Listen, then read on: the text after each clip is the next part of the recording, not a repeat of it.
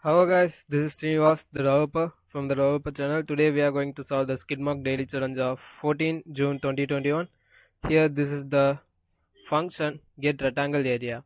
The function or a method accepts two arguments which represent the point 1 and point 2 representing the two opposite vertices of a rectangle. The function or method should return the integer representing the area of the given rectangle.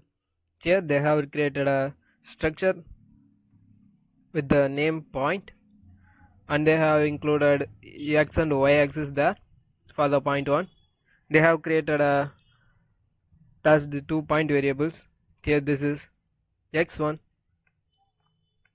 and this is y1. This is x2 and y2. The formula for area finding the area of rectangle is absolute of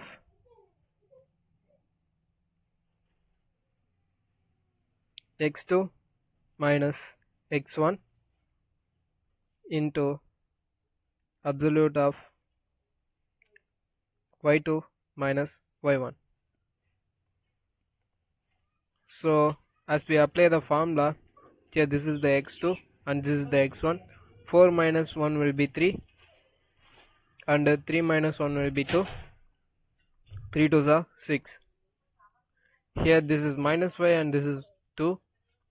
So x2 minus x1 will give you minus 5 minus 2. So we will get minus 7 into plus 1 plus 4 will give you 4. 7 4s are 28. That's it guys. Let's see in a programmatical way.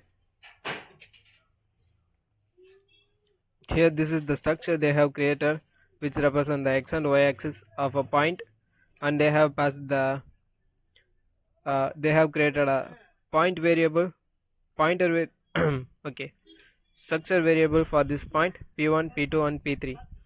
They have passed the input for point 1, they have passed the input for point 2 here, and they have stored, I think they didn't store the value for point 3, just unused variable, and they have directly print the area of rectangle here.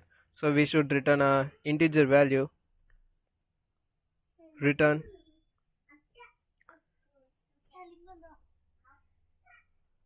absolute of point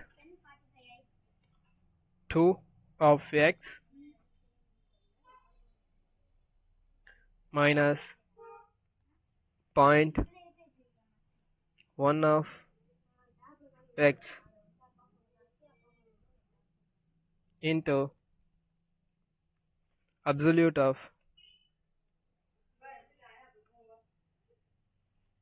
point 2 of y minus point 1 of y.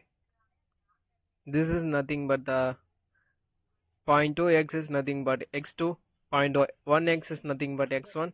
So we have implemented x2 minus x1 and y2 minus y1 here.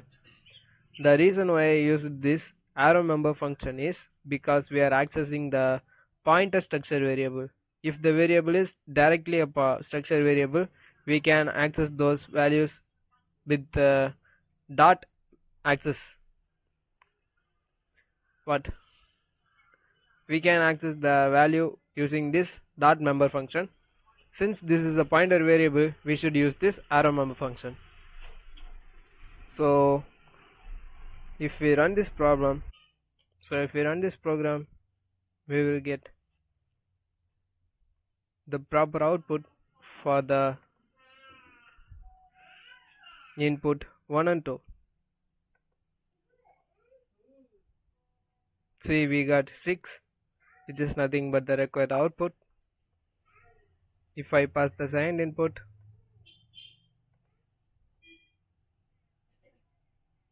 we got 28, which is nothing but the required output. That's it guys. Here this single line is the code for your view today. See you soon with something else guys. Until then, bye.